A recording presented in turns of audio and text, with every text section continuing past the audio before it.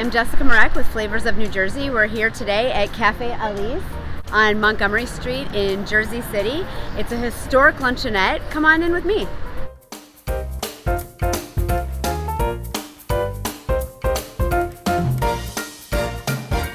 We're here with Tori Onspa, the owner of Cafe Alyce. Hi guys. Tell us a little bit about Cafe Alyce. I know there's a big, long history here. Yeah, the building does have a very rich history. The short version, I came here about 7 years ago. I was working as a chef on private yachts in the States, so I didn't have a home for about 5 years. I was freelance. I ended up at Chelsea Piers on a yacht, and my business partner today, we actually went to high school together in Jacksonville, Florida. She moved up here directly after high school and ended up opening up a real estate brokerage. So Natalie Minyard introduced me to Jersey City. When I came here, I just couldn't believe the opportunity I saw. And I was fortunate enough to have her partner up with me and help me open up our first restaurant together, which was Hook JC. Out of Hook JC came Cafe Alyce. This was actually the first restaurant that we looked at together, and immediately fell in love. I actually rented a room upstairs, and fast forward 5 years later, we were able to convince the owners to go ahead and lease us the space. We renovated for about 8-9 months. I did it mostly myself with a couple friends, and basically we just ripped off as much as we could and took it back down to the bones, to the bare brick. Took the ceilings up, we finished the lamps, tried to save as much of the historic building from 1894 as we possibly could. And here we are 2 years later, serving a diverse cuisine that I think represents Jersey City.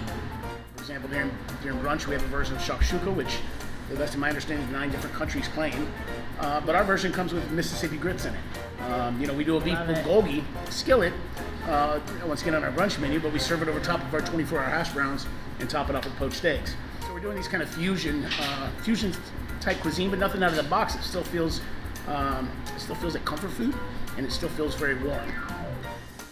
It's obvious as soon as you walk in that history is important to the foundation of your restaurant and the nostalgic aspect. Tell us a little bit more about that, how you decorate and how you kind of build that.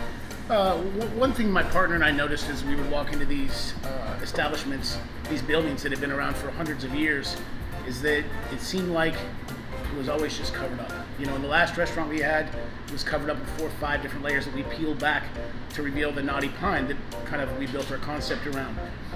The same type of thing here. We just like to pay homage to the history. There's so much history here in Jersey City, and instead of covering it up and going for ultra modern, we both appreciate the quality of the workmanship that they did well over 100 years ago. So like these floors were laid in, I think in 1894. While they're not perfect, they've stood the test of time. So we removed thousands of pounds of tile and float material just to bring it back and polish it up. Same thing with the brick walls. This was original to the building, and just over time it was covered up. And the craftsmanship and the history that just lies in the bones of this place, to me, is very important. So much so that the radiators that are over here on the wall that hold our antiques, those are old radiators that we found that were in the wall, in the false wall we took out. They were probably put in sometime, I'm going to guess, in the 40s or 50s, and then were covered up sometime in the 90s, in the 80s or 90s. Well, I wanted to keep them, so we took them off and we found a way to repurpose them. And then, under the old radiators that you find in the walls, there's always crayons and bobby pins that you find, pin caps. Well, we also found a bunch of old coins. So, because I felt like it might be bad luck or bad juju to take them out of the building, we actually installed them into the bar top, and I inlaid them. So there's a Walking Liberty $50, a few wheat pennies, some nickels, some dimes.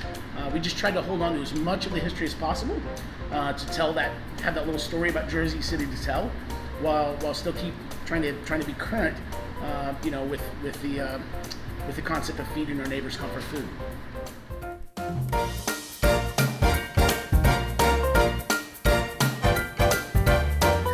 Hey guys, this is one of our great servers, Sterling. Nice to meet you. This is our Alyce fresh catch, prepared with a tile fish caught within 130 miles of our Jersey coast, with a fish bone and pecorino broth and sauteed spinach over a celery puree, which we do in-house, and it is cloudy and just elegant. Next we have a mojo chicken with a Cuban origin. We make our own seasoning, puree, and the white rice with it prepares beautifully, topped with homemade plantain chips. And we have an aguachile, which is diver caught scallops and Gulf of Mexico shrimp, prepared in a brine with lime, serrano peppers, salt, and it is cured to perfection. And then we also prepare it with homemade tortilla chips. All right, great. We are excited to try it. So guys, first you're going to start with the agua chile. This was originally prepared for us by Chef Raul at night. It's a recipe he brought to us from South Mexico, and I hope you enjoy. Excellent. Little kick, really fresh, a lot of green. That's amazing. So the mojo chicken here, we just started using a new product from D'Artagnan. It's a Pennsylvania raised chicken, and this particular brand of chicken, what they do on the farms is it's free range, but then it's supplemented with greens and vegetable scraps from local restaurants and farms down there.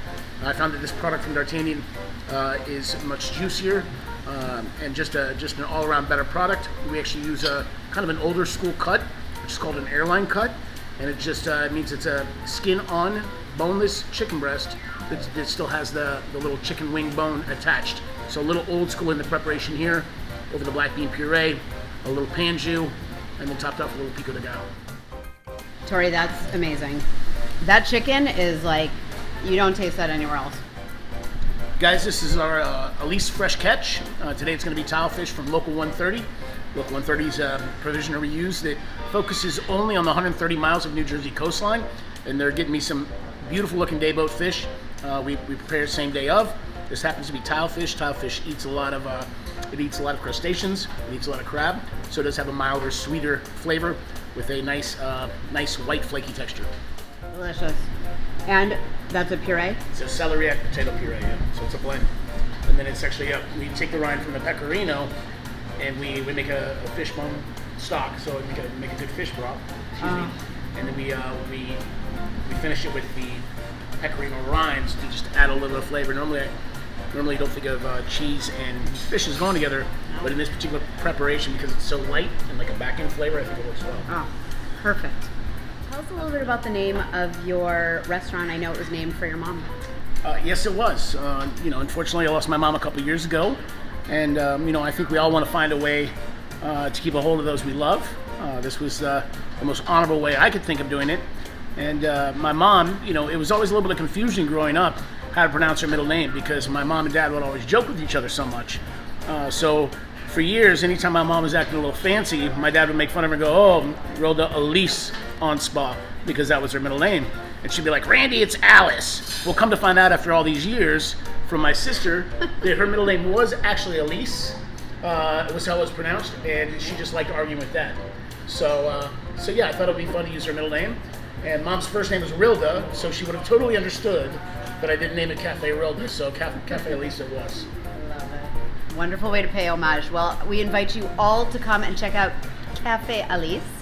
And in Jersey City on Montgomery Street, it is divine. It's amazing. You don't want to miss this. And it's breakfast, brunch, For breakfast, lunch, and dinner. Breakfast, lunch, and dinner. Soon to be, we're closed on Tuesdays. We're open from 8 a.m. to 10 p.m. Wednesday, Thursday, Friday, and Saturday.